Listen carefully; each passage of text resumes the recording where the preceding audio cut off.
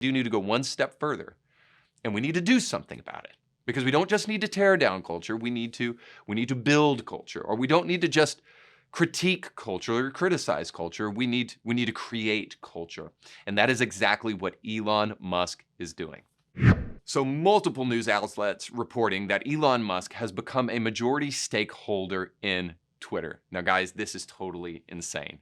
I don't have much to say about this other than to say that Elon Musk, who was just recently asked on the Babylon Bee if he was willing to accept Jesus Christ as his Lord and Savior. I absolutely love those guys. He is actually showing Christians and anybody with a good conscience, any decent human being, what we need to do in light of what is going on in the world. So he saw a problem, and he's been posting about it on Twitter pretty commonly, about the fact that free speech is being canceled on Twitter. And then he took a poll, and about more than 70% of people on Twitter said, yes, we don't believe that Twitter is a place that values the tenets of free speech.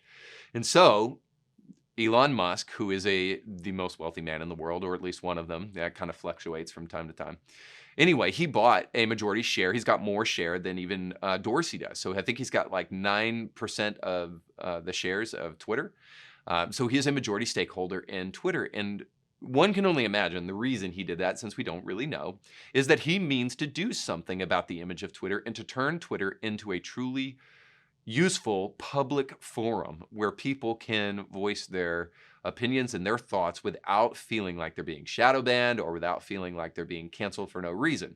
Speaking of the Babylon Bee, who did that interview with Elon Musk. By the way, if you don't know who these guys are by now, where have you been living? Like, follow the Babylon Bee. Fantastic stuff.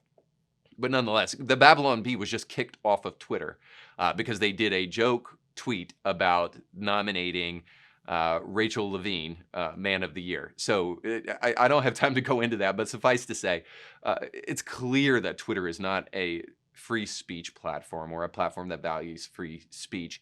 And one can only hope that Elon Musk is going to do something about this. But this just shows what we should do. If we have within our power to do something, yes, we should go beyond complaining. But by the way, complaining is usually the label that people give to others because they're not willing to actually step up and do something themselves, or they don't value what the other person is saying. But it doesn't mean that you're actually just complaining. You might actually be saying something that needs to be heard.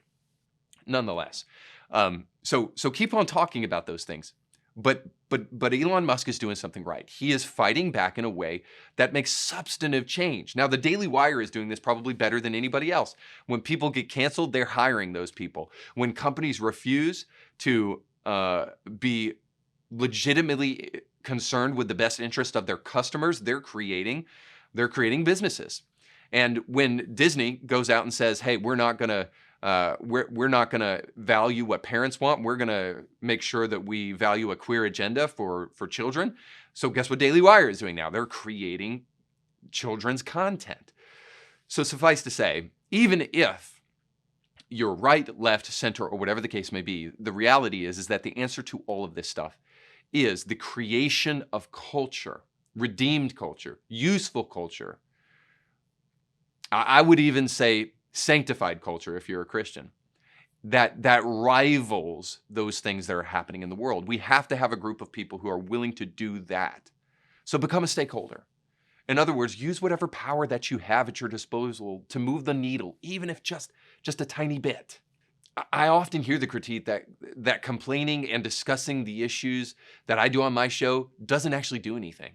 And to that I say, change has to start somewhere, guys. It has to start somewhere. You can catch brand new episodes of Indie Thinker with Reed Huberman every Monday and weekly bonus episodes to keep you thinking throughout the week.